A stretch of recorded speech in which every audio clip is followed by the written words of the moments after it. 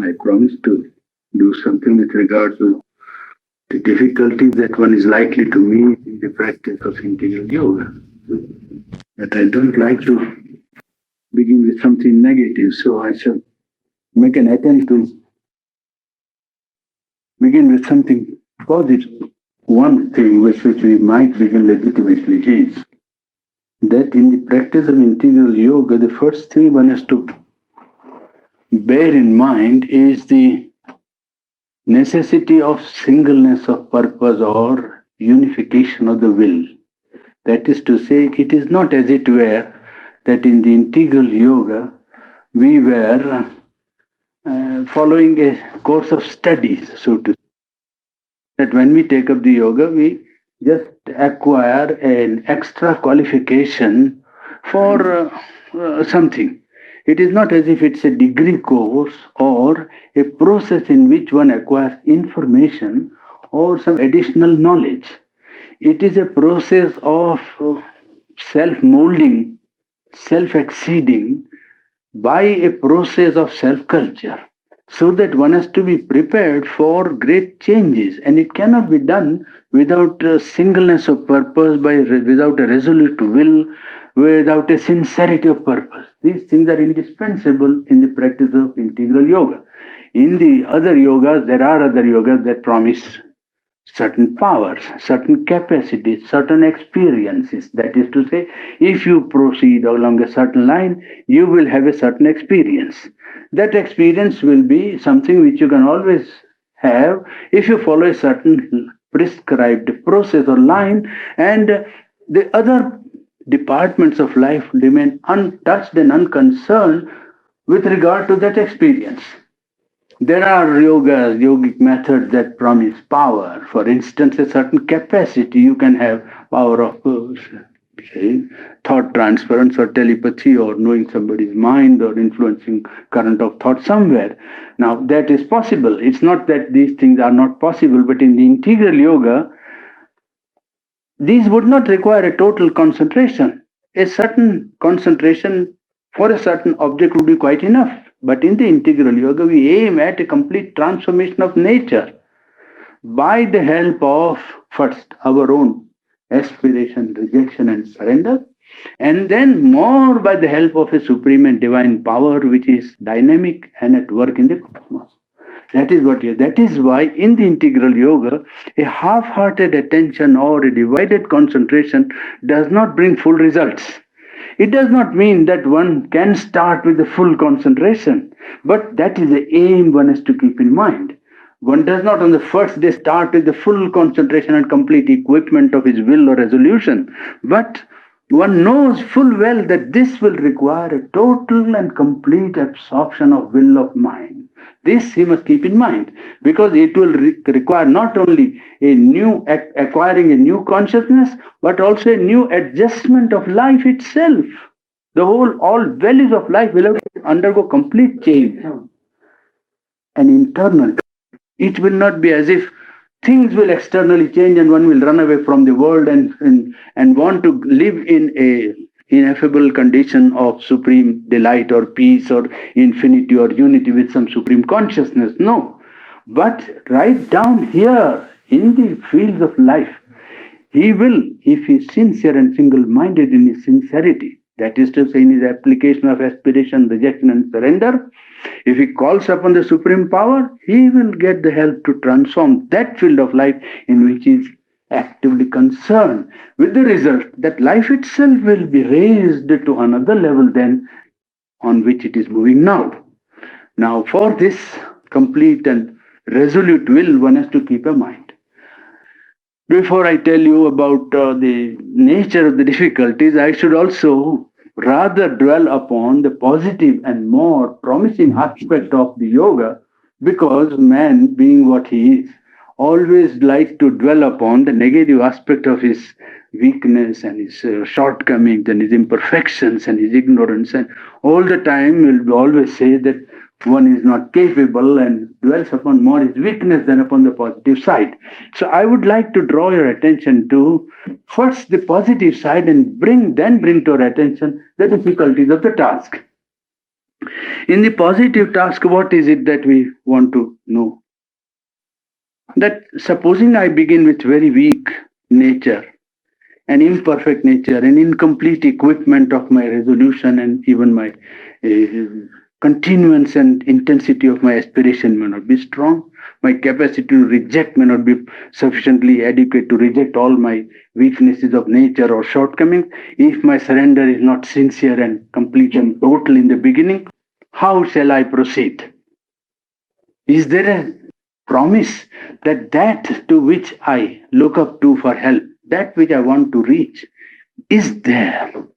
And can I be sure that there is a positive ground of experience, positive entity and a reality which is at work, which knows what I am doing, which can intervene actively whenever necessary into the process of my growth and help me out of my difficulties? Well, I would like first to dwell upon this aspect, and I think that that positive aspect is a more important aspect because it prepares us more actively for the process which we have to undertake. For this fixed resolution, Sri Aurobindo has written in one of his books on Yoga, Volume 2, fix upon your mind and heart the resolution to live for the divine truth and for that alone. Reject all that is contrary and incompatible with it and turn away from the lower desires. Aspire to open yourself to the divine power and to no other. Do this in all sincerity, and the present and the living help you need will not fail you. Now, is there any sign that this help will not fail us? When one begins spiritual life actively, he is conscious not only of the higher truths, but most often of his lower nature. When he is confronted with the obstinate resistance of his egoistic nature, he often feels despair and even may want to give up his personal effort. And we have already seen that this personal effort in the integral yoga is indispensable. It is not only the only thing that carries a sadhak through to the success of sadhana. Sri Aurobindo adds rather, now I quote him, the divine force can always do more than the personal effort. So the one thing is to get quiet and call that force down or back to the front, for it is always there behind and above you.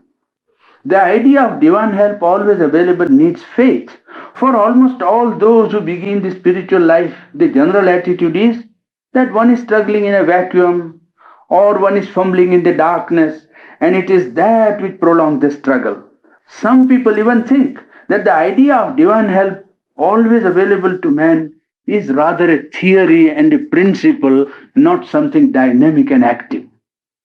To that, Sri Aurobindo, in one of his letters to a disciple, replies, it is not a theory, but a constant experience and a very tangible when it comes that there is above us, above the consciousness in the physical body, a great supporting extension, as it were, of peace, life, power, joy, that we can become aware of it and bring it down into the physical consciousness, and that at first for a time, afterwards more frequently, and for a longer time, and in the end for good, that can remain and change the whole basis of our daily consciousness.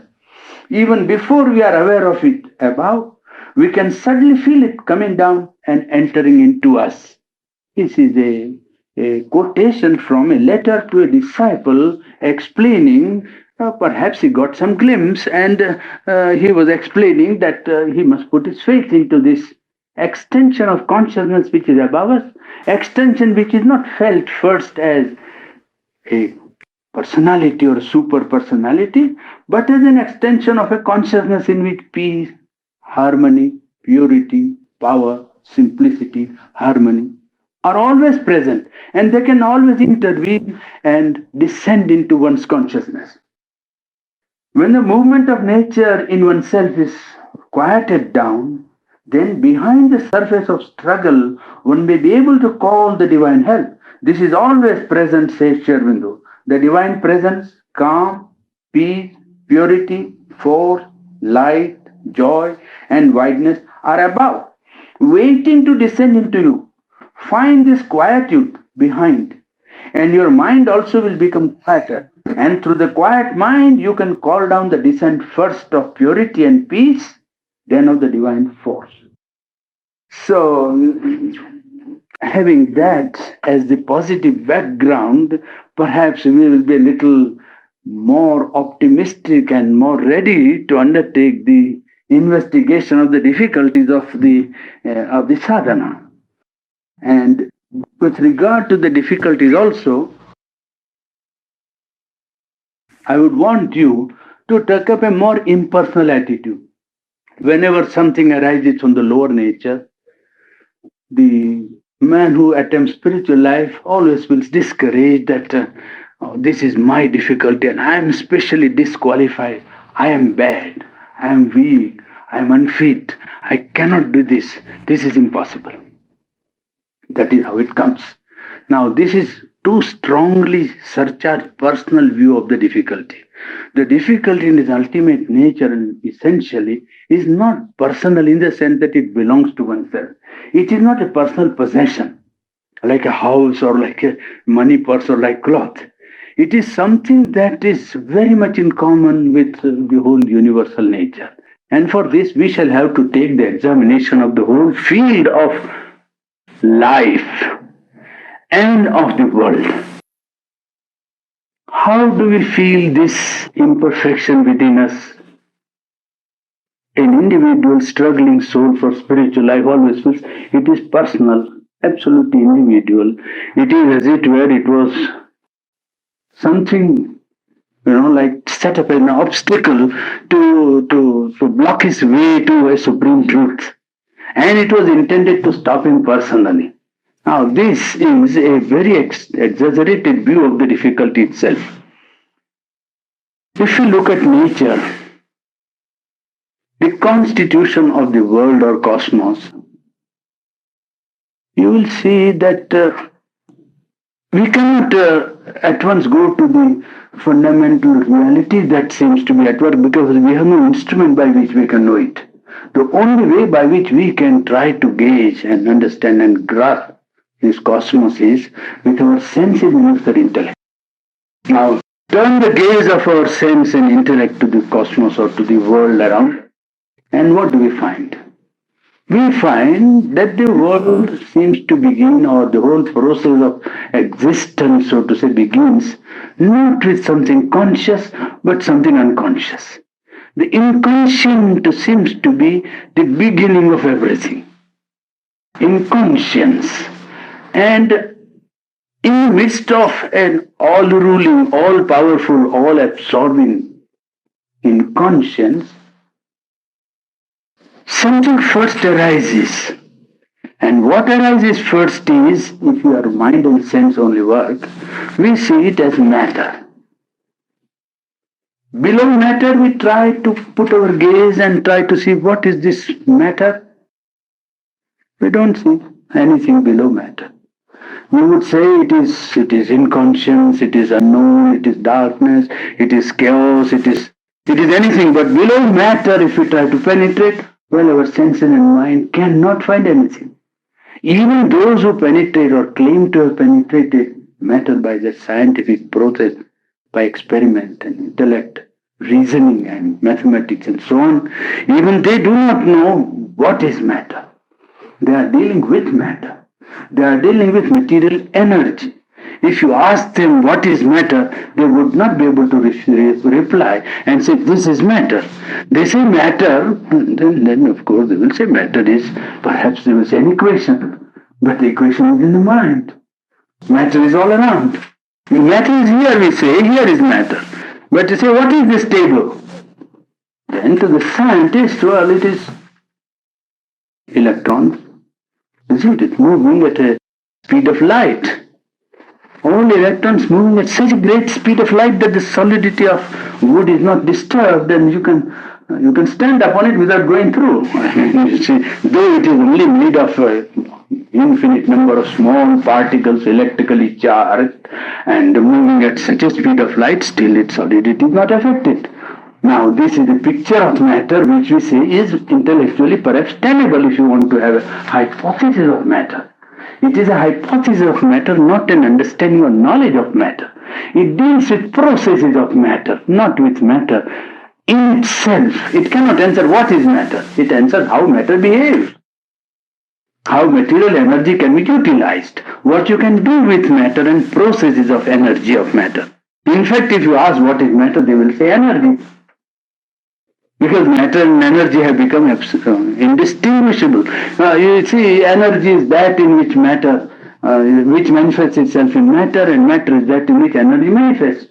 Well, that's all right, but what is energy? Ultimately, the question does remain. If you say matter is energy, what is energy? My point was that matter, when we first look at it, seems organized.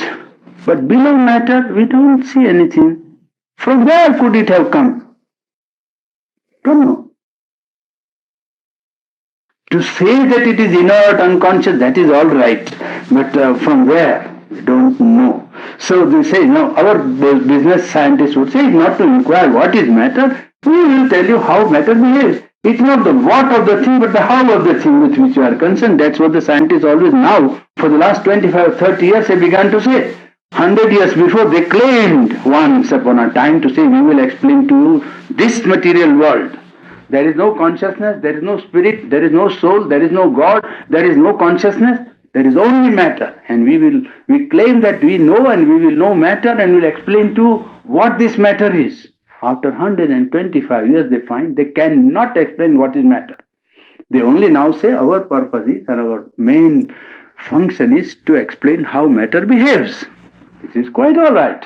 Now they have changed their ground, you see, after finding so many new sources of energy, with electricity first coming in, radioactivity afterwards, and one after another, 26 to 27 new infinitesimal particles they have found out, and each one is mathematically quite provable as a hypothesis. Well, after all, it is all hypothesis, quite good, tenable, necessary for processes of factories, processes of manufacture and experimentation. Nobody denies the validity and utility of these things so far as they go. But to say that this now explains matter is to overstate. That's all that I can say. We don't know what is matter, but below matter we don't know. Matter seems to be organized expression of something below matter. There are elements, 110 or 120, you can manufacture new elements perhaps, and by a combination of the elements, you can create infinite number of compounds, organic and inorganic. And this matter has so many states, solid, liquid and gaseous, and then subtler states which extend from this earth to some million light years space, you see, or practically infinite, because otherwise we cannot see. To see and to penetrate with a ray of light means there must be a medium, so that a subtle state of matter extends from this tiny earth to most distant, interstellar space and galactical, constitutions which are not yet seen by man, even through the telescope, the highest that we have in America. That is matter. And we find it has its own powers, qualities. It is not as it were, people say matter is inert. Yes, matter is apparently unconscious, but matter has qualities and powers. Matter cannot be dealt with cavalierly as you like. For instance, you cannot say that I will create water out of sulfur and iron. This is not possible. Though matter is inert, matter has no consciousness, we say. That is true. Apparently, it has no consciousness. It can't say, it can't be conscious like an animal or man. But it has qualities which almost shows that it has some inherent knowledge present within its very constitution, which makes it behave only in a particular way, qualitatively and quantitatively. You cannot dictate to matter what you like. You follow rather the processes of matter in order to master it. You follow matter rather not dictate to matter. You cannot. You cannot create water out of whatever elements you like. You must take hydrogen and oxygen. Then only you will succeed in producing water, otherwise not. So that matter, though apparently inconscient, holds within itself some sort of a decisive will or decisive knowledge which makes it behave only in a particular way, qualitatively and quantitatively. It has its powers, as I told you. If you want to increase matter, you have to add. You have to add matter. If you want to destroy matter, you cannot do it because it will change its state, but matter cannot be destroyed. It is something like an immortal spirit, you see, in a very concrete form. You cannot destroy matter. You can change the form, transform from one to another. Water can become steam, and steam can again become ice, and ice can again become water, and then be steam. We cannot destroy it. But after some millions of years, you find that life has come into existence. And life is based on matter. Life thrives on matter, lives on matter, assimilates matter. Life is not as it were some unknown thing which has nothing to do with matter. Life does not come as a foreigner to on the planet when matter is organized. Life suddenly comes like little amoeba or little grass or little insect, small infinitesimal insect, which the doctors say that in one drop you see some millions of some and one you see animalcules which spread so many diseases in the world, is it not? The population of them is far more than the human population. In one perhaps cubic centimeter, there is a greater population than the whole of the earth. That is the statistical account of the medical science. Well, that small unit of life is different in its constitution from matter, though it lives on matter. It thrives upon matter. It assimilates matter and grows. Life grows. Now, life is quite a different, aspect of the reality than matter was. Matter was apparently inconscient. Life is not inconscient, partially conscient. It has senses, it has tactual capacity, perhaps sight, touch, hunger, thirst, hearing, breathing, processes which matter had not got. And yet this life thrives upon matter, lives upon matter, grows upon matter. After some millions of years, there comes mind. Intellect, capacity of mind. There you find a greater organization of life, understanding, growth, capacity to reason out, to understand sensation and perception and go to conception and reflection and rational logic and all kinds of sciences it develops. Now we see that from apparent inconscient with which we start this cosmos, gradually inconscient goes on decreasing, consciousness grows on growing, so that the darkness of the inconscient is reduced and little by little light of consciousness increases in the universe. In this universe in which we are, a gradual growth of light has taken place from total inconscience, total and apparent inertness, inconscient and insensibility. The beginning was there. Then gradually capacity of sense, capacity of perception, capacity for knowledge increased till it reached man. And in man, we find the whole of the inconscient, so to say, pulled up. The inconscience is there. We say, no, we are conscious. We are not fully conscious. We don't digest our food consciously. We do not circulate our blood every 3 minutes or 4 minutes and know that we are circulating our blood. No, it doesn't. You see, so many physical processes and nervous actions and reactions, they will call it reflex action. They are not conscious at all. So that lot of the inconscience is already in us. We have pulled the inconscient. We have pulled the animality also. The animal nature is already in us.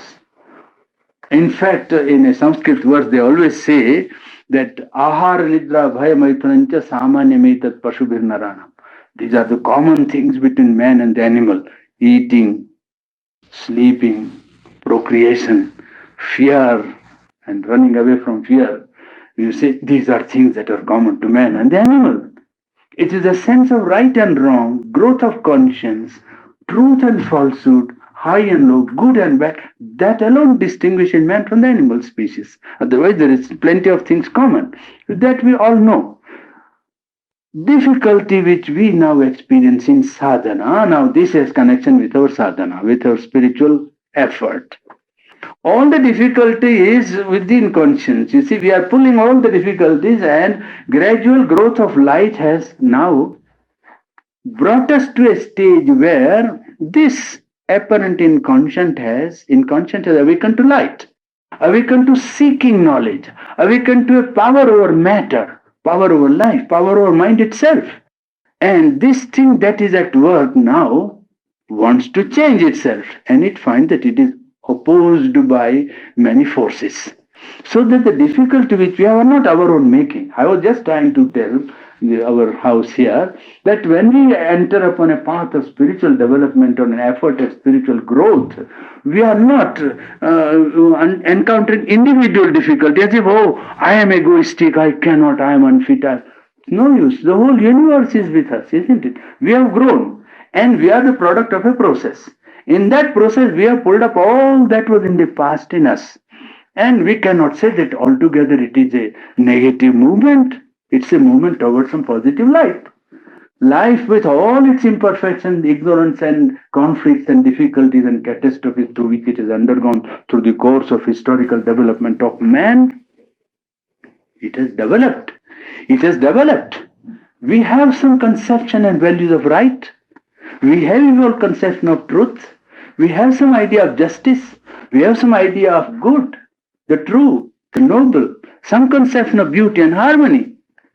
There is conflict, selfishness, meanness, animality, cruelty, even less than animality, I would say. Human being has proved himself unworthy of human dignity in many cases, even historically in great figures. But still, in spite of it, the total movement, if we take in a mass, we must admit that there is a duality at work. What do we see in the world today, life as it is? Two forces. One, inconscient, insisting upon ignorance and continuation of the reign of ignorance. And another aspect in which there is a awakening of consciousness for good, for truth, for beauty, for light, for harmony, for light, for consciousness. That double aspect is reflected in us. The double aspect of the whole cosmos is within us. So that in each individual you find this struggle, you see, the two aspects. The Upanishad spoke of it long ago in a very, very vibrant image. It said in Kathopanishad, Sreyascha Preyascha Ubhau. Two things encounter men almost every day, every second, or every hour. Sreyascha Preyascha. That which he likes, that which pleases him, that which his nature enjoys, and that which is for his good, for his weal, for his progress.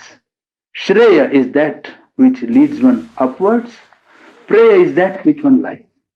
So that there is a double aspect already in human nature where the man or the individual is confronted with the duality in his nature, which is the reflex of the duality of the inconscient with a gradual and rising degree of consciousness in the whole universal process of evolution towards a greater reality, towards which man in his historical movement has certainly made some progress and a few steps.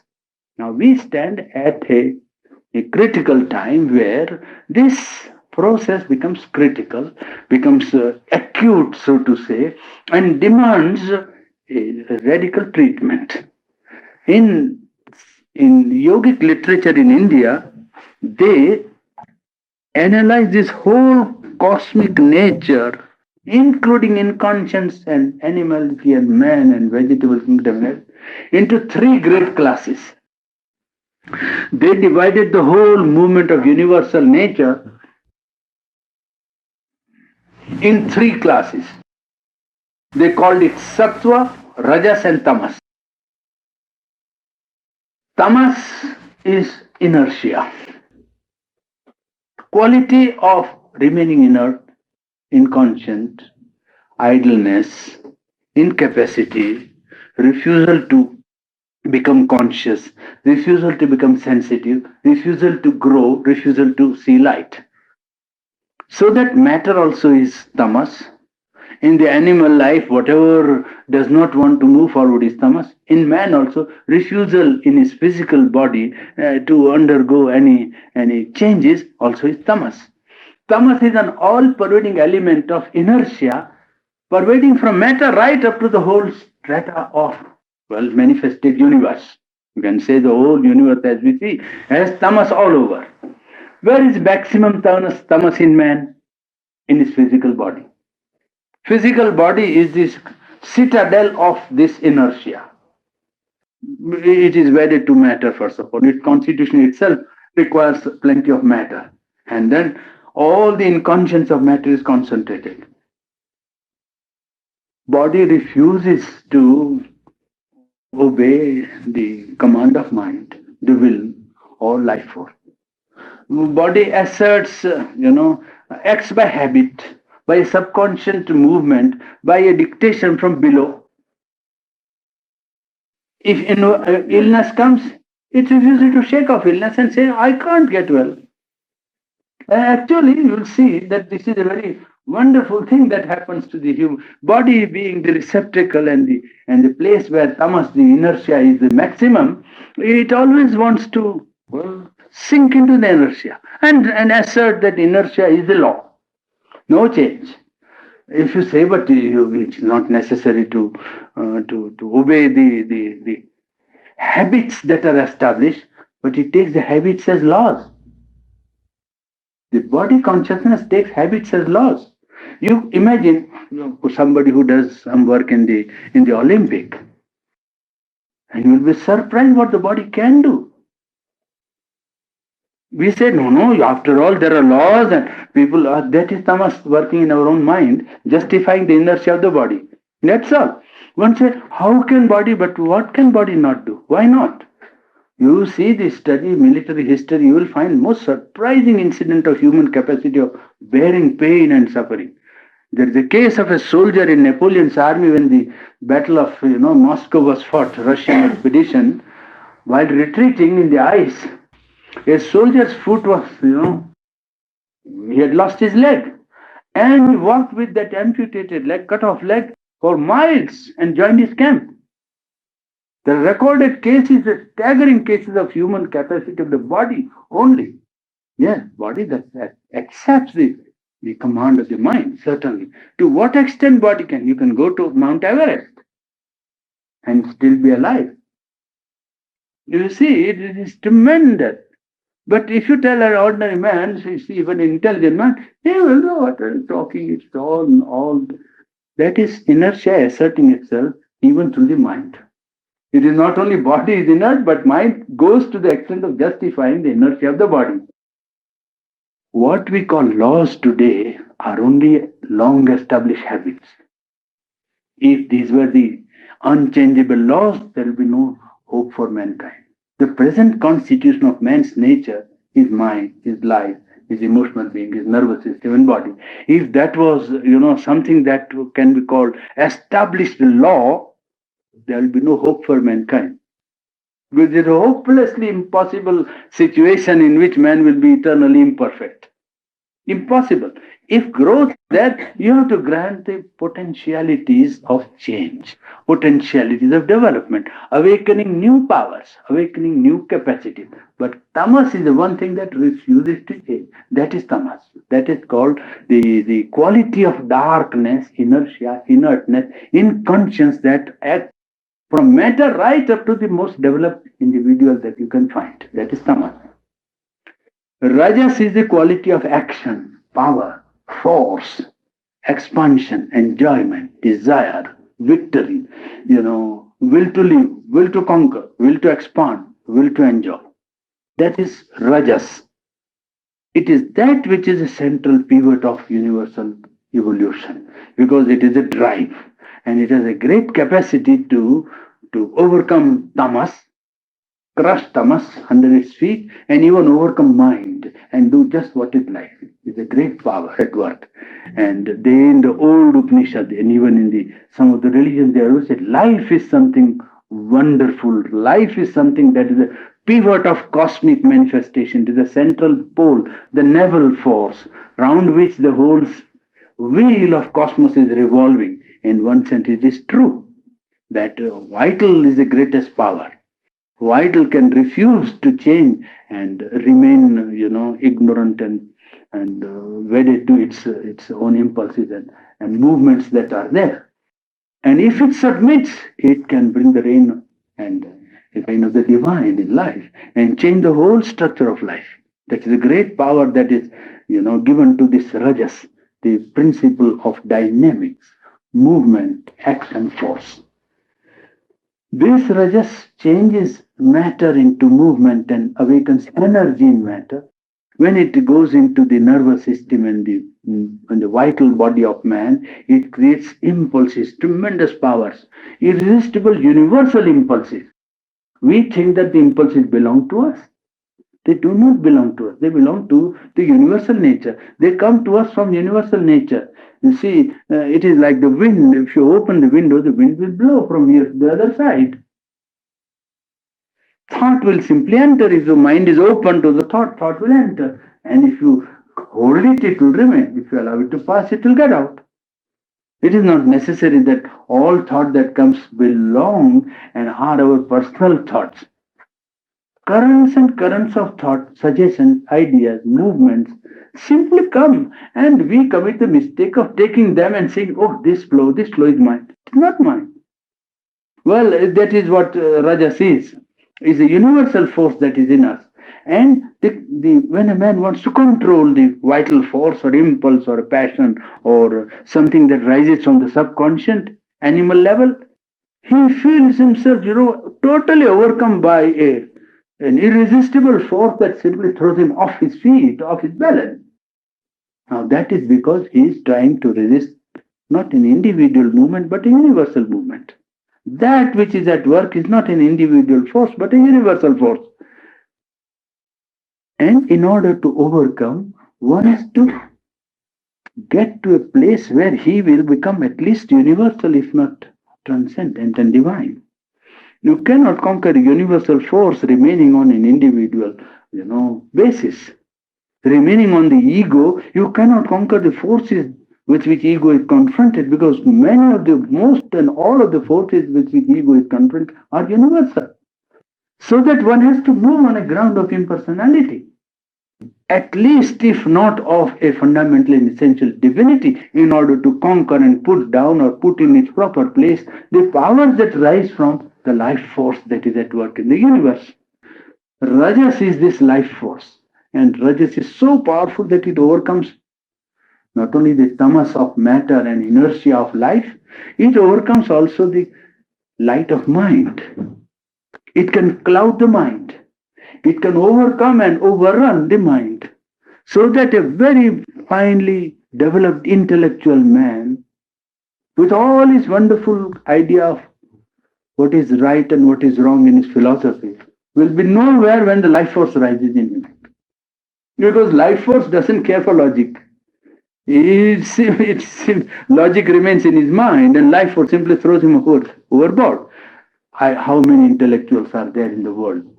And how many of them are really able to assert the power of intellect even in their individual life? Not only it's not able to control and govern the collective life, which is a result of so many vital forces that mind is nowhere before such a wave of vitality. But even intellectually, how many intellectual people govern their whole of life and harmonize it with their intellectual beliefs? I can tell you from my experience, I have not seen 5%. I have moved among the intellectuals. I'll give one small incident. We were 74 or 75 students of philosophy at Oxford for 13 days. There was a colloquium on contemporary British philosophy. 13 days we argued for 6 to 8 hours a day, and as you say, turn the mind into curd. You see, churning all the time, all the ocean of human thinking, and some of them believing that they were the only people who thought in the world, which was not true. Well, they thought they were at the top of the world thinking and so on, which is not true. And I had to tell some of them that let us not be under the wrong impression and the illusion that we are the only people who think. thousands and millions outside who also must be thinking. And their thinking is not all nincompoop and ignorant. It is also something that can make itself felt. But after 12 days of all this, tremendous talk about logical positivism and reconstruction and mathematical logic and existentialism and all sorts of ideas which are there in the air, on the 13th day there was a rag, you see, and then you could see what their philosophy had taught them. That's all that I can say. But you could see very well what their philosophy had taught them. That's how far philosophy thought had influenced their whole being. I mean, unless and until you integrate and the thing becomes living, well, it's a good thing to think, to write, to understand, to comprehend, to logicize, to compare, contrast, have judgment, no objection to all that. But if you want to make an impression on life, then the whole of life must go by some integration. You see, you cannot have this sort of divided thing and have something real. Well, that is what I was just trying to make out. That sattva is the power of light given to mind. Its power is balance, light, and harmony. What mind does is to know. And by knowledge, try to keep its balance. And if it succeeds in controlling life and vice rajas and tamas, it will try to establish a harmony in life. The business of intellect is really to do that. Inertia, dynamics, harmony, and knowledge. These three are the great, qualities of the universal energy that is at work. Human being also is subject to sattva, rajas, and tamas. In each human individual, these are not separately available anywhere in the world. Those who first saw this truth told that you will never find only tamas. You will find always tamas with some rajas and some sattva. You will never find dynamics alone. There will be some knowledge in it, some inertia in it. You will never find light of mind alone. You will always find tamas and rajas also there in the mind. All these are so inextricably mixed that you cannot find one quality separated anywhere in the universe. So we are a mixture of this double strain from inconscious to a greater degree of rise. And a mixture of these three qualities of inertia, dynamics, and effort at knowledge, harmony, and balance. Of that our difficulties are made. So in each individual, there is not one, we say he is one man or one individual. But it's a way of only rough way of stating. It is like saying the sky and the earth meet there. But scientifically it is not true. In the same sense, we say here is an individual. There is not one individual, there are 4, 5, 10, 20 easily. Because you see, there is a multiple personality. Naturally, because that which is wedded to this lower rung of the inconscient from which we have risen, and that which has seen the possibility of light. Even in nature, apart from the divine essential being that is in each, even the nature has perceived the possibility of good, the true, the beautiful, noble, something for which you can sacrifice, of love, of beauty, of justice, of equality, of any number of ideals and ethical principles and ethical motives. We have seen that. And that makes itself a dual aspect in life. Man is divided. Aspect which draws him up and aspect which pulls him down. Our difficulties are made of this double personality, and in each personality perhaps a double strain. Mind drawn to life, mind drawn to truth. Life drawn to a higher life, life drawn to animal life. Body drawn to a perfection, drawn to inconscience of matter. So that on each level of our being, there is a double strain and a multiple personality work. This makes the whole task very complex. But there is no cause for despair. That is the sum total of the explanation is that it is not individual, it is due to a universal process that is at work. And in that process, this complex movement in individual is an indispensable condition. Therefore, one must take it with a quiet mind, with a sort of a detached view. What is the remedy out of it? Out of this main difficulties which I described, there are two main processes by which one can meet this difficulty in general, apart from individual cases in which each individual has to resort to an individual process. Two processes by which one can overcome this. One is detachment, of which I already spoke once and one evening. A separation of our part of being from the movement of nature, a detachment within our own self which sees our own movement of mind, of emotion, of life, of body, idea, thought, emotion, suggestion, our doings, our speaking, whatever we do, a part of us watches it as if it was somebody else's move. A self separation and a detachment, an impersonality, a witness self, a seer, a monitor, so to say, who separates himself and looks at what is happening within oneself. This free ground is the beginning of liberation, beginning of freedom. Free ground where one can see oneself as others see us. You see, that is what one poet has said, is it not? Give us the gift of seeing ourselves as others see us. Well, this is a gift that if one can succeed in detaching himself from what he is thinking, what he is feeling, what he is doing, what desires he is submitting himself to, well, he would be able to, well, attain a ground of freedom of consciousness, which would be the beginning of freedom of self. That is a process which is at work.